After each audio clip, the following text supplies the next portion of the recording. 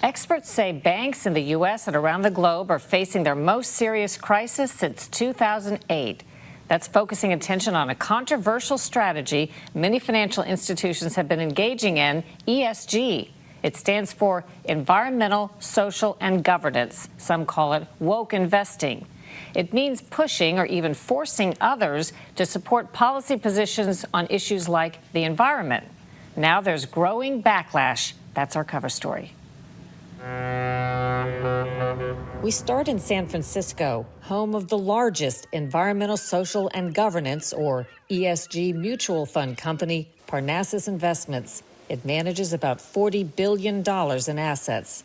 Marian McIndoe heads ESG stewardship at Parnassus.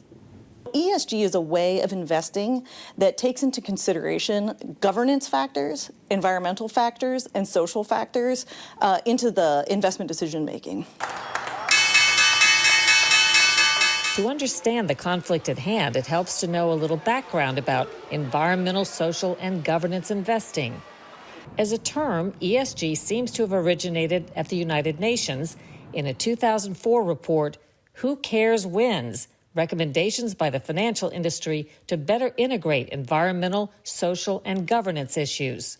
It frequently boils down to big banks and investment firms using their power to support left-leaning positions on social and environmental issues like global warming.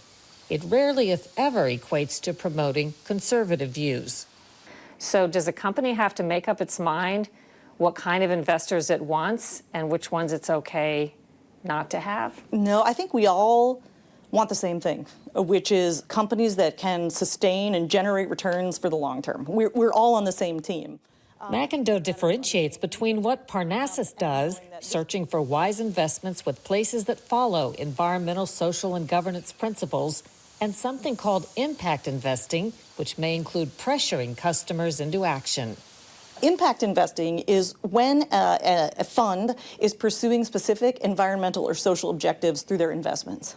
ESG investing is about incorporating environmental, social, and governance risks and opportunities into decision-making to promote value. She says Parnassus has advocated for new government rules requiring companies to report their climate change policies. But she says Parnassus doesn't do impact investing, trying to change policies of investors. But many other companies do, and that's a problem, says John Schroeder. I get your ability as an independently owned company to push the policies that you like. Just don't force it down my throat. Schroeder is Louisiana's state treasurer, managing a $64 billion cash flow. He noticed the environmental, social, and governance hard sell, he says, shortly after he took office in late 2017. It arrived in the form of letters from Citibank and Bank of America. It was right after one of the horrific shootings in our country, and these banks wanted to basically force us to have certain policies in Louisiana. What kind of policies were they suggesting? It was over gun licensing and permitting, and you had to be 21 to carry. Was there an implicit or explicit threat that if you didn't do something, something would happen? No, I guess it's not a threat as much as they want you, we'll do business with you if you do A, B, C. Coercion also came from the biggest asset manager in the world, he says, and a fierce advocate of environmental, social, and governance investing, BlackRock, led by CEO Larry Fink. We're one of the fastest growing companies related to decarbonization. They were opposed to the fossil fuel industry, which is where Louisiana is probably almost the biggest industry we have in our state. You know, I met with my team. I said, look, all things equal, I don't want to do business with this company. There's got to be somebody else that we can go do business with that doesn't push the same environmental policy that this company pushes. Schroeder and his team made a big decision. They flipped the ESG script.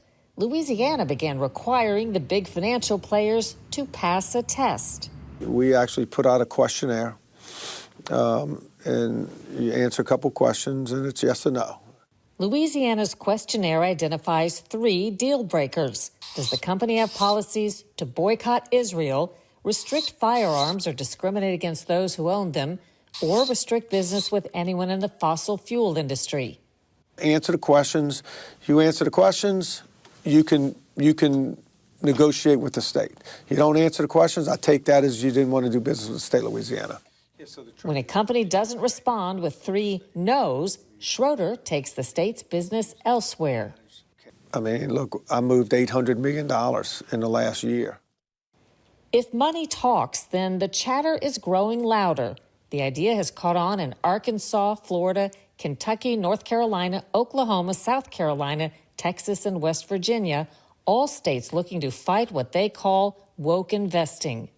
Combined, I think there's like 7 states that have moved about $5 billion just out of BlackRock. And you'll see more and more. When we started moving money, that moved the conversation. And now people pay more attention to it.